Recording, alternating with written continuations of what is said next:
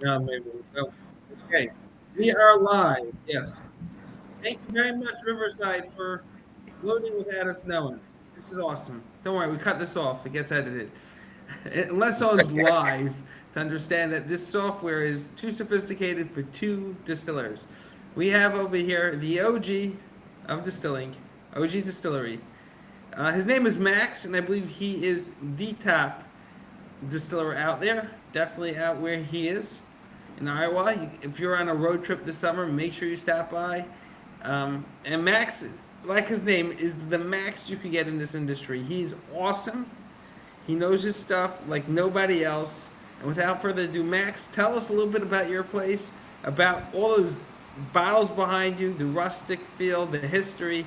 I mean, from our phone call, this was truly a beyond amazing legacy you're carrying on, and something the world has to know. Yeah, so we're a true 1930s prohibition recipe. So we use four ingredients: water, sugar, rye, and yeast. That's exactly what they used back in the day.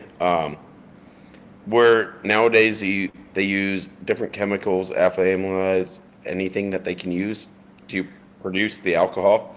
Where we actually do it exactly how they did it back in the day, where we feed the yeast with the sugar. So we use four ingredients: water, sugar, rye, and yeast.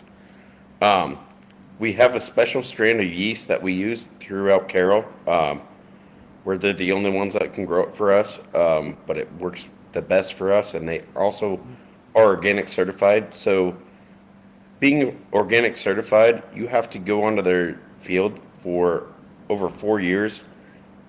That the federal government does, and they can test your soil anytime throughout that and make sure that you're using everything organic. So we've passed through that. So we're 100% certified organic. So I just want to pause for a second because Oh, this no is actually problem. something I'm learning right now. This is Yeah. not an efficient. This is not a max cost efficient process. What you're describing, I just have to use a pun on your name Oh, because yeah. there's No no problem. Yeah. chemicals, no chemicals. You're. I mean, this is prohibitively expensive, from my understanding. Yeah, Very. everything has to be certified organic. So when they go on there, you can't use any pesticides. You can't use anything on their entire field. So they scheduled out a certain part of their field for us for their rye. So it's certified organic, and once it's done with that, the feds can go out there anytime and check it. So yeah, like you were saying, you can't just go out to a dirt field and check it. Yeah. There's no, but what you said is that there's no chemicals, so the yeast is going to be, no matter what you do, is going to be less efficient on the sugar molecules. Well, The whole the yeast process, is later on, but yeah, what you described for over here the is a craft. yeah, the rye is certified organic. Yeah. And take it on. Wow. Okay, tell us more about this field, about what's going on over here.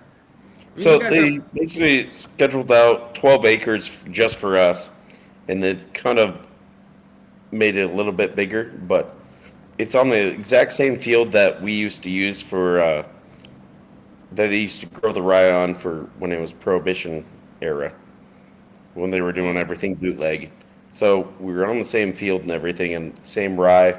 So that's what our basic thing that we use, where we extract that rye and create our product today. So we're using the exact same thing that they used back then. don't tell me you're cutting it by hand as well. Um, That would it's a be little too different process, but no, not really. Yeah, I mean we get to the carry full one grain bit. rye in, and then yeah, we process it. I can't tell you that part. That's a little bit of a secret. But we get the full grain rye, so it's just like cereal rye, where a lot of people use it as cover crop during the off seasons, where it works great for us because they use that for cover crop, where we use that for our grain. So it kind of works great for their soil and for us. Okay, So so it works good out most. for the farmers and for us. And So can you expand a little bit about that? Because most people think liquor grows in the liquor shop. What does it mean a cover yeah, I mean, I crop? guess people weren't used to Iowa farms too. Like, so yeah, you go your main crops where you go. beans or corn or anything. And then in the off seasons, you have to grow something to cover up your soil. So a lot of people use grain, and rye was one of the main ones that they used back in the day. So that's where a lot of people use that as cover crop to keep your soil clean.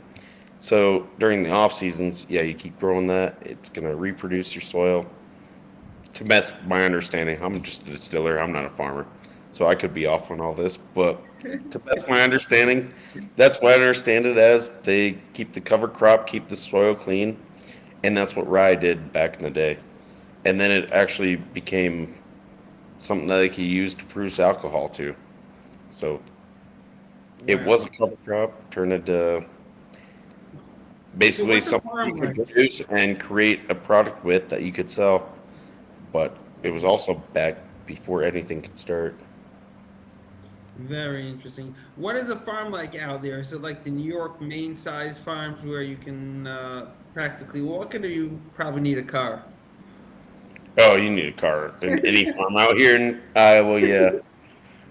I mean, this is more than I thought. So you got the farm, Yeah, they but put out. they also don't use their whole farm for it. Like it's just cover crop, so it's just certain parts. But these farms out here, yeah, you need something to drive around there. There's It's an not a old commute. there's an old joke that a farmer in New York commented he was stuck in his car all day because it broke down, so he couldn't farm. So the farmer in Iowa says, "Same here. It takes me 12 hours to get from one side to the other." So that's how I knew your farms were not our size. Oh yeah. Oh yeah, our farms are yeah way bigger, but Super cool. Okay, so let's move on. And we got Iowa rye coming into the plant. Give us some more information on what's going on in the distillery, your battles, history, and running with the laws. People like action. So well, along to the farms back in the day.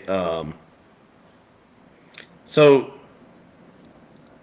I mean, our original start in the process and everything was going on to Lorene's farm back in the day, and they wanted to bootleg on our farm, and they had kids and everything, and they were like, "Nah, we don't want to do that." But they also ended up they had to pay for their farm and they had to pay for everything. So they eventually were like, "Yeah, we want to do this." gotta make the But dough. it kind of changed things too, where maybe Lorene got her kids went to school and she got bored, but anyways, Lorene became the kingpin of the whole operation. So she kind of created her side baker's recipe, which we use today, where their big batch recipe they made over 300 gallons a day. They were making about $75 a day, which is big back then, but it didn't all go to them. It went to their workers and everything.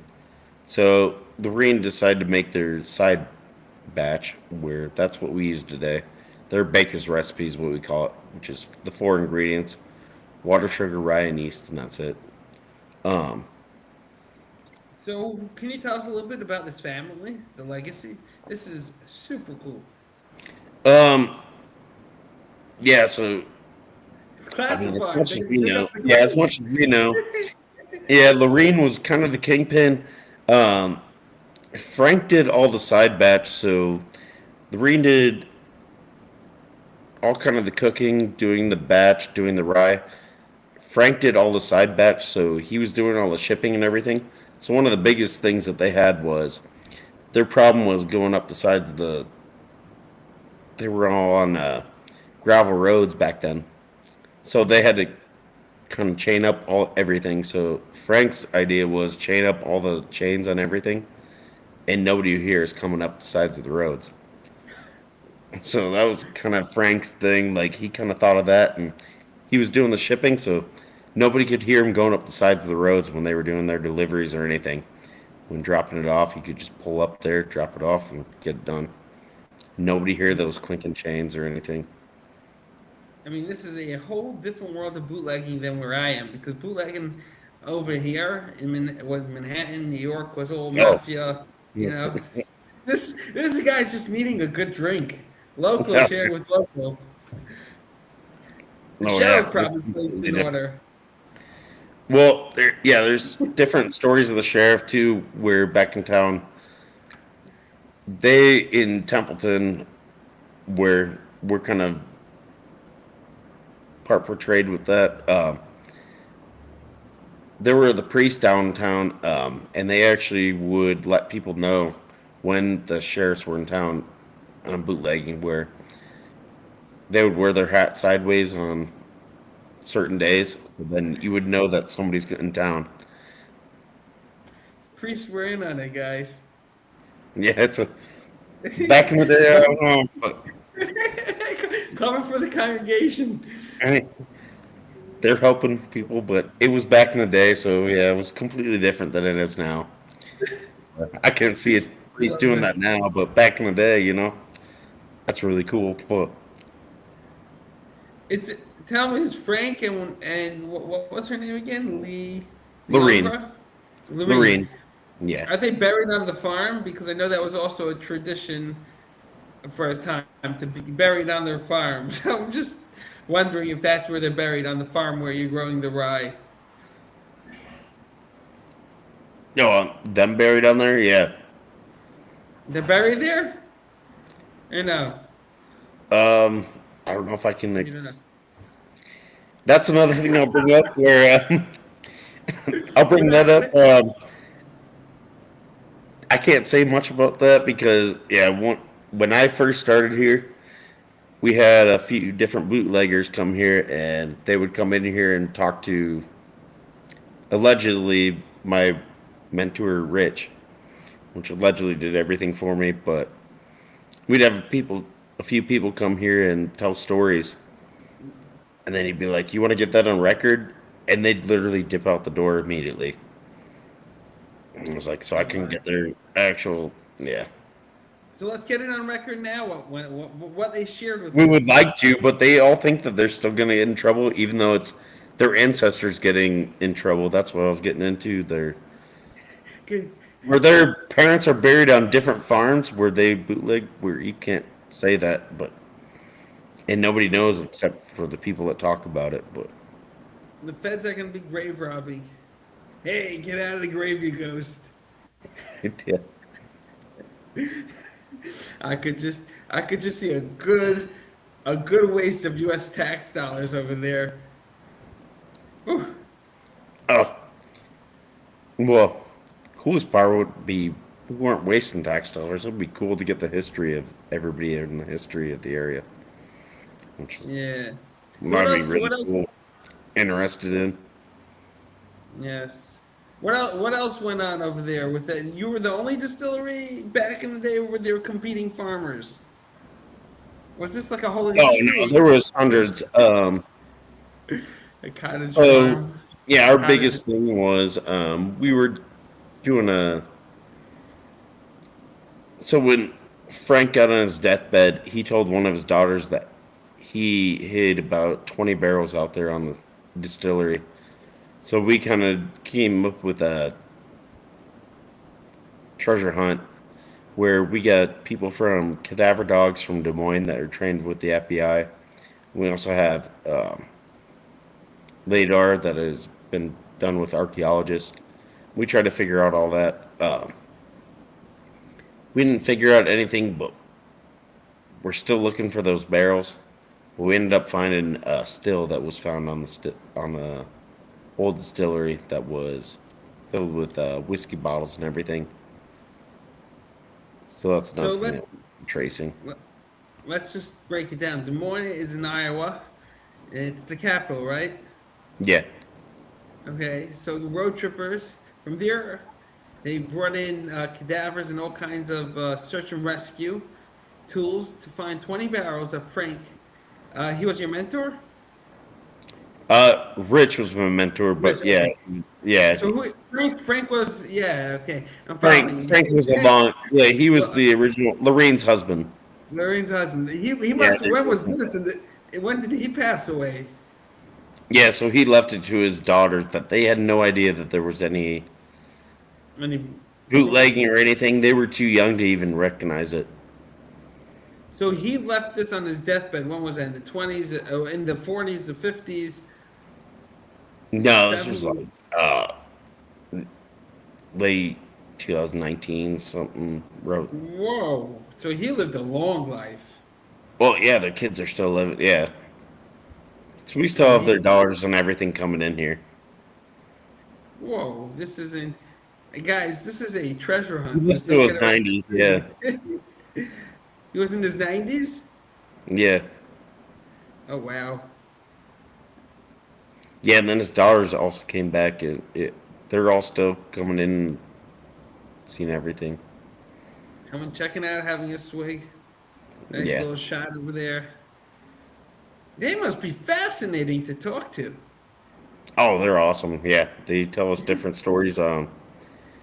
Like one of their biggest ones of one of the daughters was they always knew that something was happening, but they could never go in one of their barns. They knew one of their barns was completely off limits. But then they had some yeast on their counter, or they had a bucket on their counter they could never touch. Never knew what it was.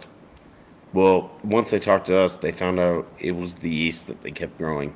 So their mom was that was the yeast that they kept growing for the entire time. This sounds like sourdough. Is this like sourdough? It's sort of like that, but for alcohol, basically the same thing. Yeah, Yeah, it's, you guys, just it just absolutely keeps going, but fascinating. you have to have the yeast extraction keep going the entire time, and then you pull it from one, then you pull it again, you pull it again. Yeah, Do you have to feed that's it how. too? Are you Yeah, feeding it? you have to keep feeding. Yep. How often does it go bad, the yeast? I mean, like, do you have a mishap they have to restart? Or it No, doesn't happen? you shouldn't have it go bad. Really, I've never Like had it go bad. TLC. If you keep doing it the right way, you shouldn't have it go bad. But there's only about 4 or 5 people that know how to do it the right way. Oh, Yeah, that I agree with you. It's an art. How many? What do you feed it? Am I able to ask? I can't tell you that honestly. That's one of our things I cannot tell you. I It's knew I was only yeah, stepping on eggshells, guys. This is what's really cool. Okay, I most can tell you distillers. the I can tell you the 4 ingredients. I just can't tell you how I grew it. But it's water, sugar, rye, and yeast, and that's it. But I can't tell you the rest of it. So, guys, just to break it down, Max, explain how important integral yeast is to the fermentation and to the taste. I know because if you go on to any website of any yeast website, they'll have 100,000 different yeasts. Most people don't know. So, can you explain to everyone the craft and the art of it? Why it's so Well, important? yeah. I mean, basically 90% of our yeast is and how we do it is all natural. So we don't have any chemicals, no enzymes, no additives, where you're basically getting the heart of the whiskey only. And you're using 4 ingredients: water, sugar, rye, and yeast, and that's it. And you're getting the heart of the whiskey. So we don't use any of the heads. So when you cook it off on the still, anything that comes off, we don't reuse that. Um, that's for a different podcast. We can do that for something else, but we don't reuse that. That gets all taken away for something else. Um, and then the tails, once we get done with everything, we get rid of all that. We use the heart of the whiskey only, and that's what we actually age or bottle or label, depending on what we're doing with the product. Wow. And the influence of you using your own yeast on the actual product over using a bought yeast, that's what I think people miss, that yeast really adds flavor to a whiskey. It Yeah, makes it you have to unique. use. Yeah, sorry, I didn't mean to interrupt, but yeah, you have to use the right yeast, or else you're not going to get that same flavor mixed with the Right. rye. So think about it when you're at home. If you take baker's yeast, or you take your mom at home has a particular yeast she sends you to the grocery store to buy, and when you buy the wrong one, she hits the roof. The reason is it changes the taste. Max is growing his own yeast. There's no way you could emulate or copy what he's doing by going on to what's it called? Star White Labs and ordering his yeast. There's no White Lab yeast that can replace what Max is doing. Yeah. Is I that? did want to clarify. We're using the same yeast that we think that they used back in the day. 100%. Ooh. We just haven't created our own yeast yet. So we are using the same yeast that they used back in the day. I just want to Wait, it's a clarify that. continuation? It's As just much the as same we know, continuation. yes. But we Oh, aren't wow. using our own yeast that we are making ourselves yet. We are looking at it in the future, but it hasn't happened yet. But I just want to clarify that. Yeah, okay, so But back to our that's treasure that's hunt. our that's what we're looking for in the future is to create our own yeast to make it exactly like Lorene used to. Okay, wow. Back to the treasure hunt. Well, we got to get to the battles behind you. So, everyone, where do we go for the treasure hunt? Are we scheduling one yet? What? We're working on it. It's been years in the making. It's the same as any treasure hunt that you've looked on any line or anything. It's a lot of work and yeah, You got to crowdfund this. Have millions of volunteers. that would be awesome. Yeah, we're looking for it. We want to find those barrels, but I mean, I could tell you to leverage this as a marketing opportunity. Bringing everyone to the bourbon. It's a oh yeah, fantastic bourbon, and have a treasure hunt. You'll get volunteers. dude, it'd Oh, be no awesome. Yeah, problem. yeah, Oh it'd my be God. awesome. Where maybe that's Pretty another cool. marketing thing that you're talking about that we can promote. Yeah, And one day a year, guys, come with your metal detectors. I mean, they age it in barrels, right? yeah, yeah. Drums It or should be. barrels? Do we have any idea? There should be. Oh, it was a long What are we time ago. looking So for? it should be. They're barrels. Should be New American White Oak barrels. So and with yeah the same strap. So they should be kind of easy to find. But So, if you know where they're at, yeah, if you know, we have famous if you last know where words. they're at, yeah, Spread over 500 square miles because the farms in yeah, Iowa are not the size of New Jersey or New York farms. Like in my mind, it's like, what's the big deal? You got to walk out. You got three acres. Go with a metal detector, and you'll find it. Not in Iowa. That's not a oh farm. yeah, That's called your dog pen. Um, yeah. so I just. What do you expect to find? Just the hoops, or possibly what's the soil like for they put in a cave. Did he give any details? I mean, this is I mean, intriguing. our main thing that we want to find is product, but so if we can take that, we can extract the yeast and find exactly what they wanted. But I mean, that's the coolest part. But also, my part is I want to try what they made back and then. Like, I just want to try it. If there's a little sample in that barrel, I'll try it. I, I I want to see mean, what my they guess. made back I in mean, my prohibition guess. and everything. Yeah, I want to see if it compares to what we tried. But our main thing is getting the yeast extraction and then going to a lab and then they find out exactly what we used where we think we're about 99%, but we're not sure. So we just want to clarify. My guess would be that Frank didn't bury it in a way that would disintegrate. Is that correct? I mean, No, because it was an immediate burial where he had to get those out where he thought his farm was getting raided, so he ooh. buried everything. And anyways, it happened to be his farm right next door where it was his uncle Barney Sextro that actually got raided. So that's where they were like, well, we already got buried and we're already out of it. And we got lucky that somebody else got raided, and they just leave everything on the ground. That's Did as they far as we nail know him? from there. Did they get Barney? Did he have? He was completely clean. No, no, he was completely clean. He was a perfect Catholic, and yeah, he was all clean. He had nothing wrong. So they got lucky. I was gonna say, look in the records of the history. Sitting for his nephew is a Yeah, okay. crime. You Not think? ratting Well, him out. definitely nowadays they would have been like, "Oh, let's look at the nephew or something." But back then, it was pretty much you got one hint, you checked it out, and that was it. Like That was there it. weren't all these different calls and yeah, everything. So Really Lorraine was one of fascinating. the only people that has never been caught in the Templeton area. Oh wow. How did she pull it off? She shared with the feds a few drinks.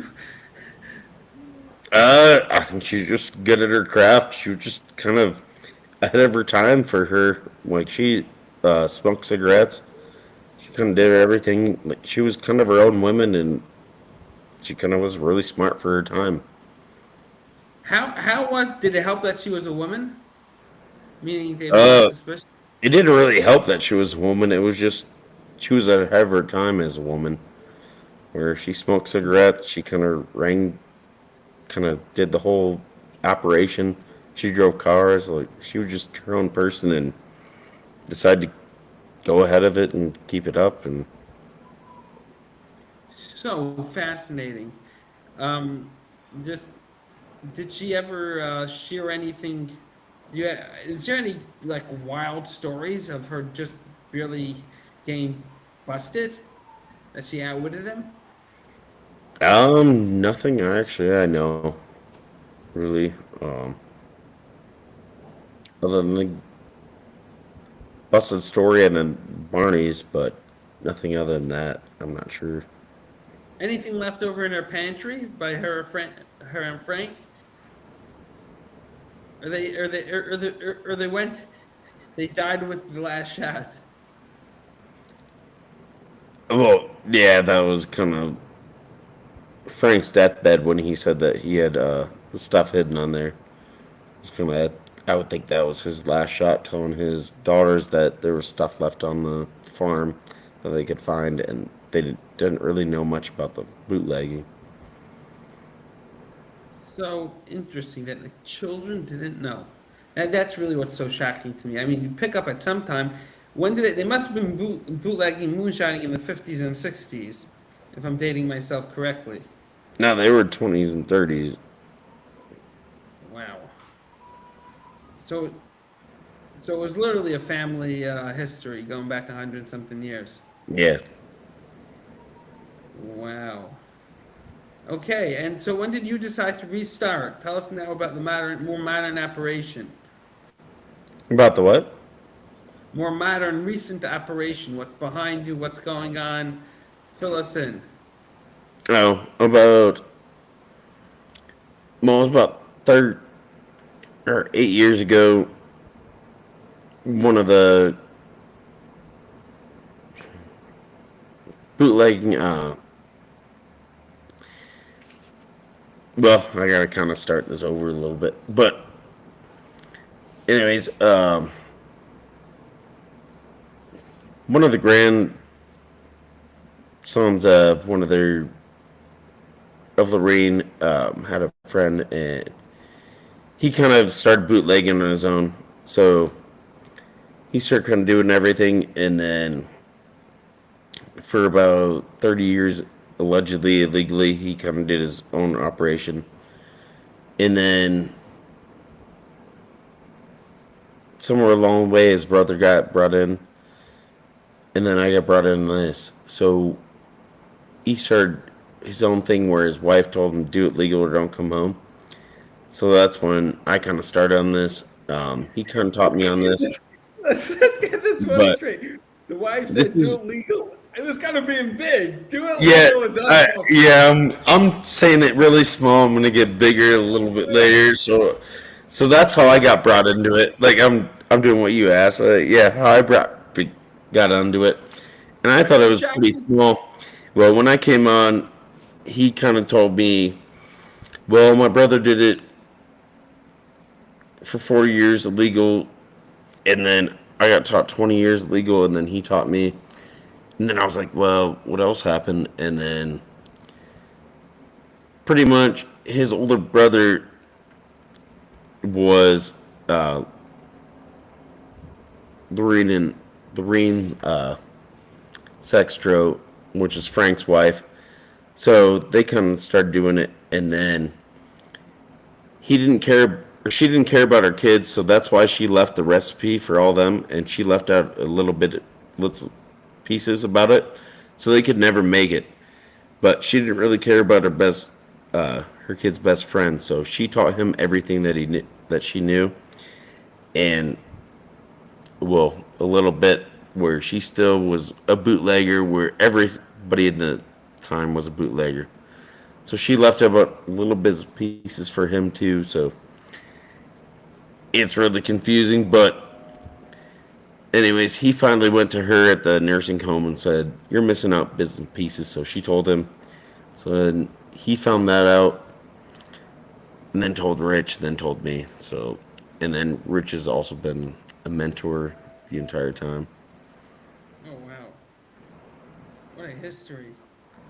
It's kind of short, And then, some pieces of it, but yeah. and then you decide to set up right near the same farm where it always was. Like what? How?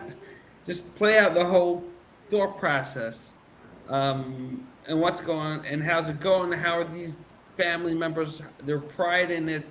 There's always a good fight about something, mom and dad. I don't know if you want to share that, but all of that, and even like the battle, you have a unique battle.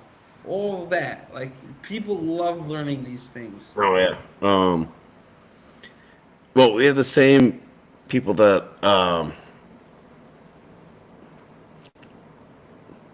we had the farm with, so that was a little harder to explain, but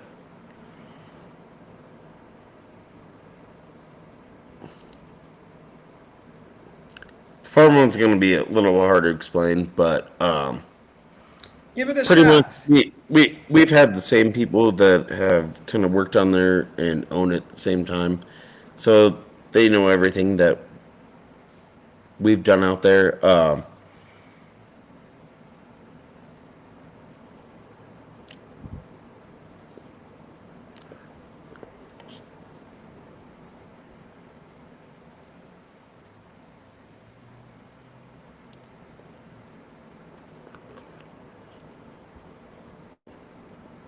Guys, it's a generational account. He's gonna Yeah, soon I'm tell you. sorry.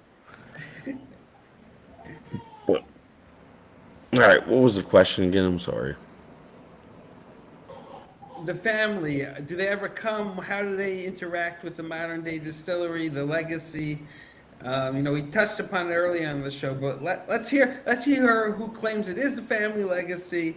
These are always the fun stories, and like who's designing your glass bottles? I see you have a unique shape. Is it also continuation? Fun facts. And do you have the old whiskey still that you dug up on display? Oh yeah, we definitely have the old whiskey still. And then we also have that was another cool thing with digging up the whiskey still. We have one of the walls that we dug up on out of the original farm where it was actually Frank's original name on there. But he spelled the name backwards when he was. That's how all Germans did it. So it's spelled backwards with the F backwards. But you can see his whole name on there. And then also on that same wall, we can pick up the sunlight and you can shine up different things on there where you can see when they tallied up different portions of their like distilleries where if you add like one parts of one to two parts of another, you can see that all in there when the sun hits it. And they just use it like a chalkboard. Where that's really cool. So we have that in our distillery.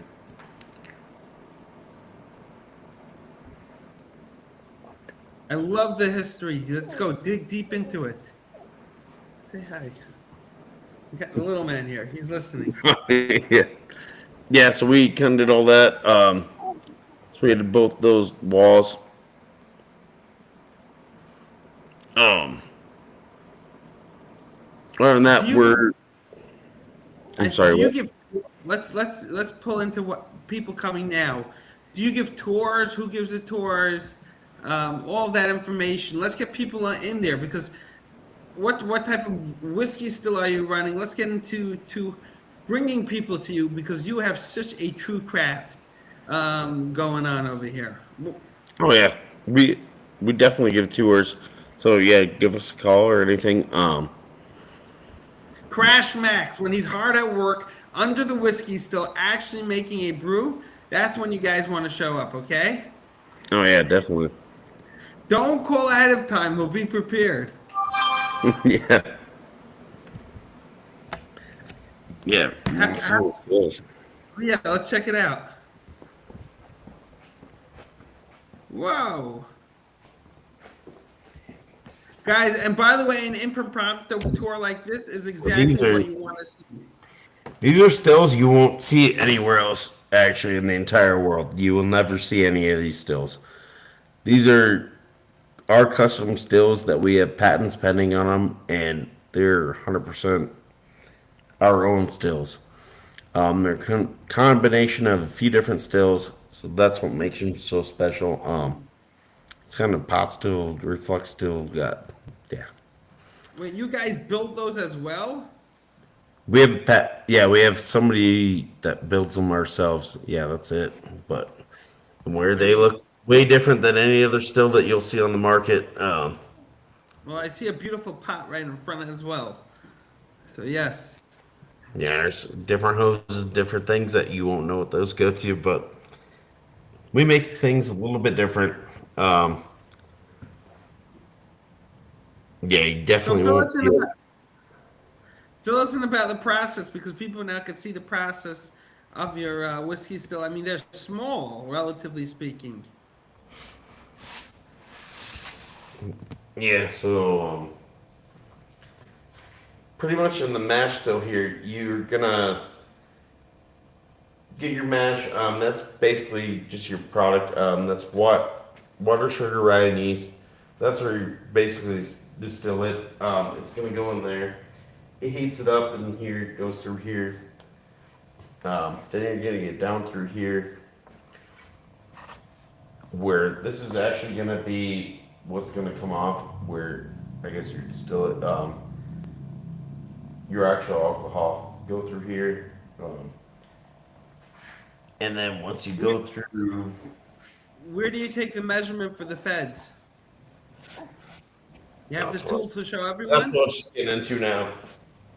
So yeah, so often here you're gonna turn off this. This is gonna take off that distill to the feds, like he was just talking about, and then you have the drain bottle there where we have it marked where you have to take it off. Where there's 12 different chemicals between.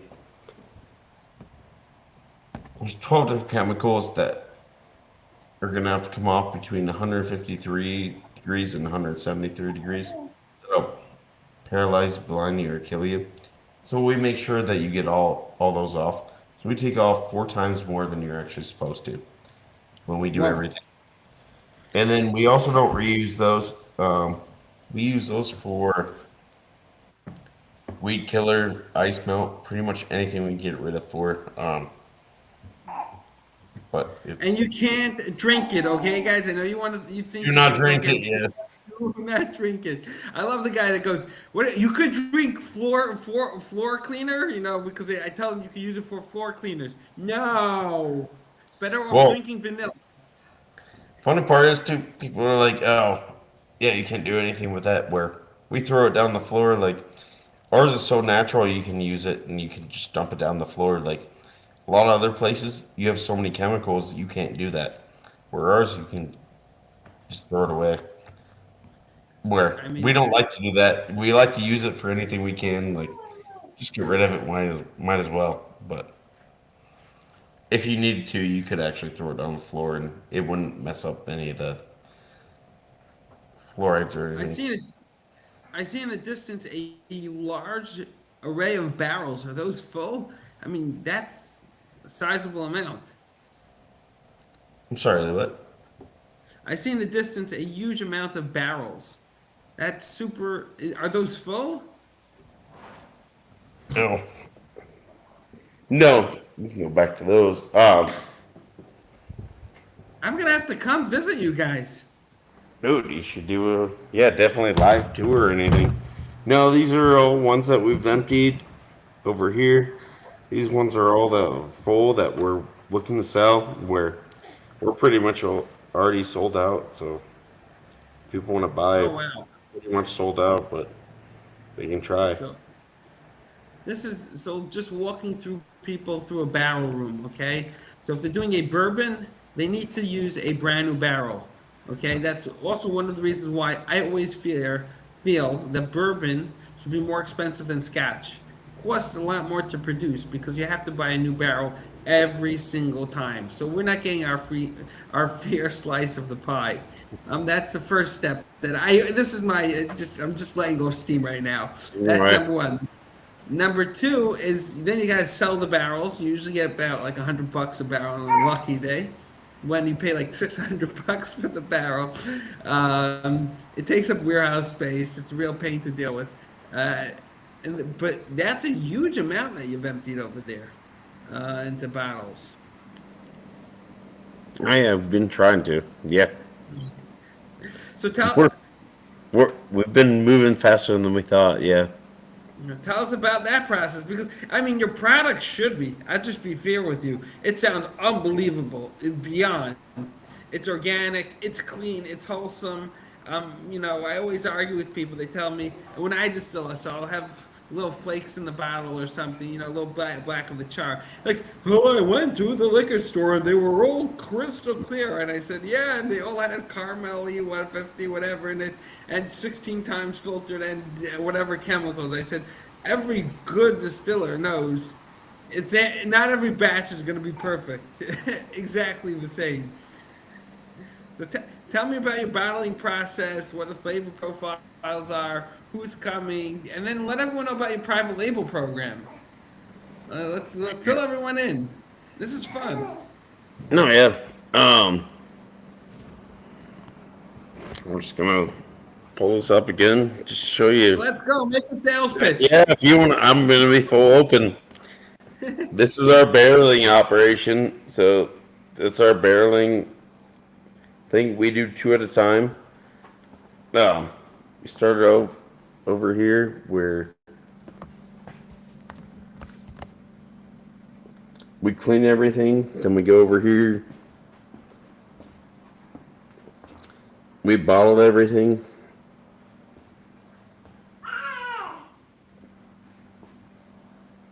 Yeah, we kind of do everything there, and then we go over here and we or bottle label everything. So we kind of do everything completely right here. Are you labeling by hand? Yes, 100% by hand. You guys should throw a label party. We thought about that. Yeah, we would love to do that. Bring in the road tripping cruise. Yeah, wish we had a bigger town, but yeah, we're in a smaller one. But yeah,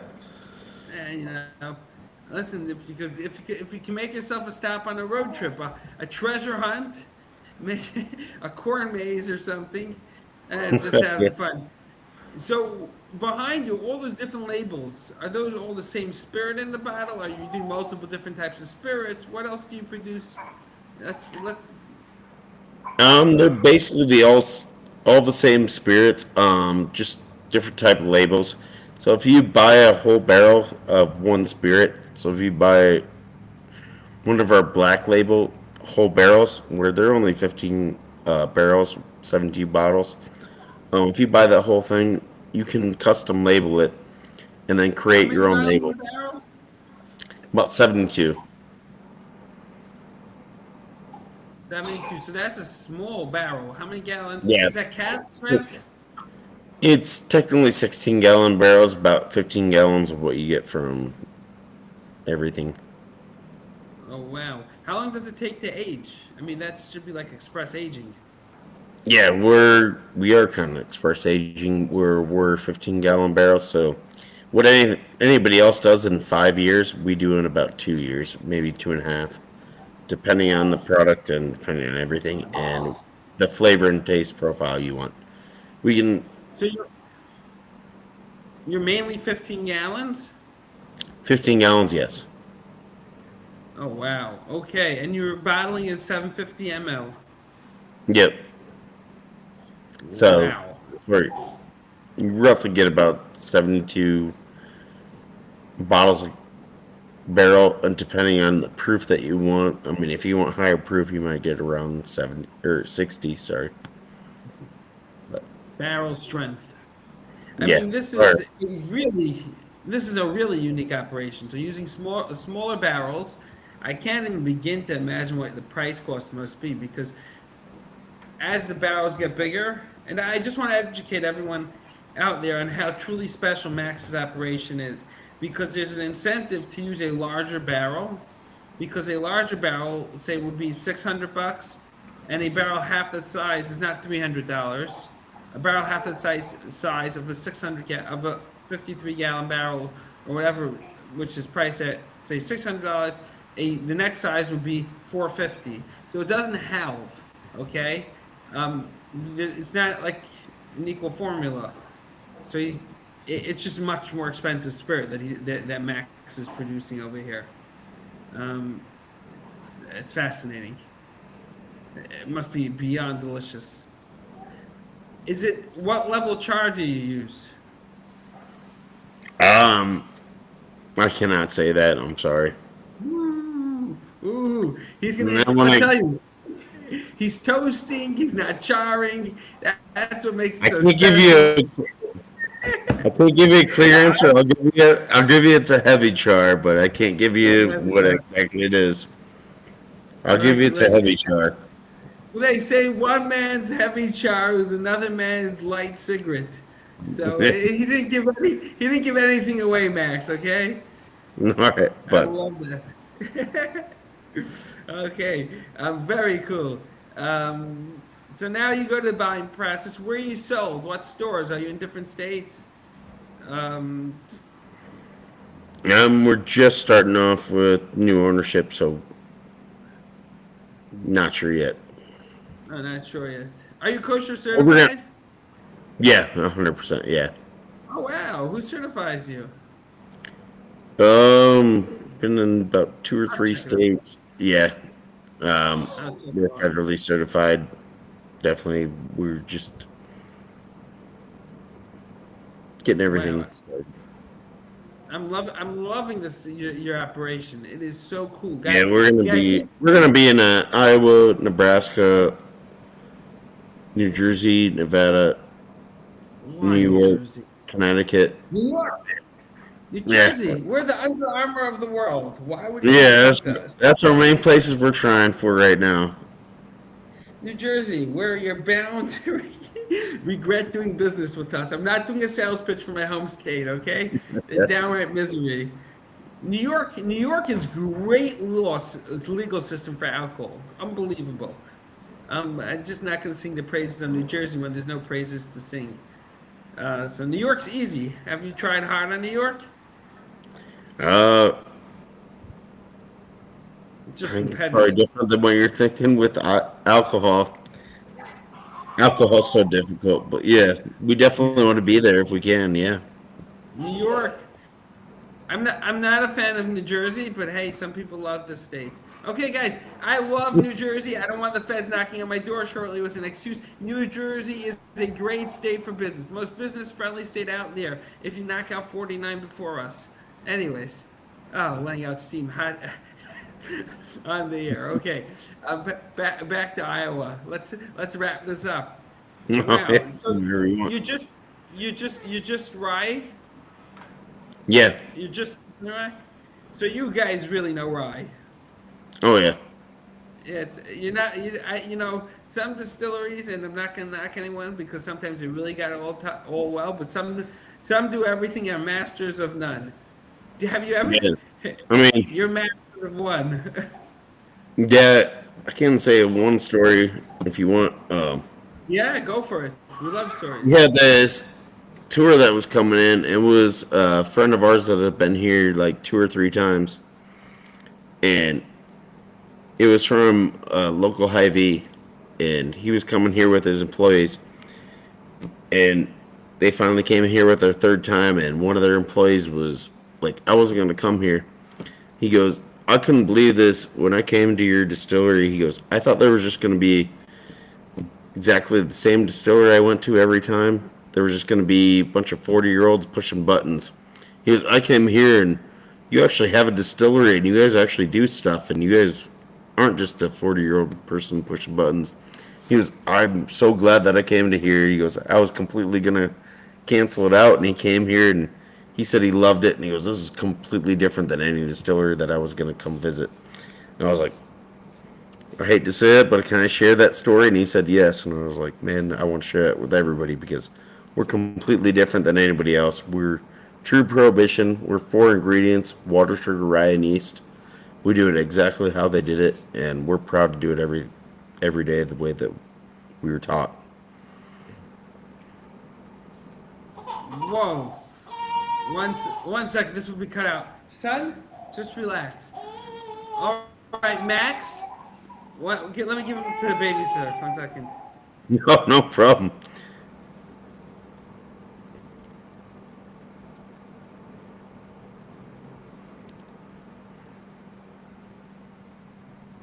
Yeah, the kid's home a little sick, so it's always a debate. So, but the good thing with modern technology is it just slices and dices those parts out. So, Max, let's get back. What do you Yeah. want to send a message other than everyone show up at Max's distillery? I love it. Are you able to take people on real tours and show them around? Yes, if they give us a call or anything, yeah, 100%. We can give them a tour anytime they want. Yeah. So you're not, so you're not like in New York. We don't really give tours because of insurance-related issues. No, And we can do anything. Yeah.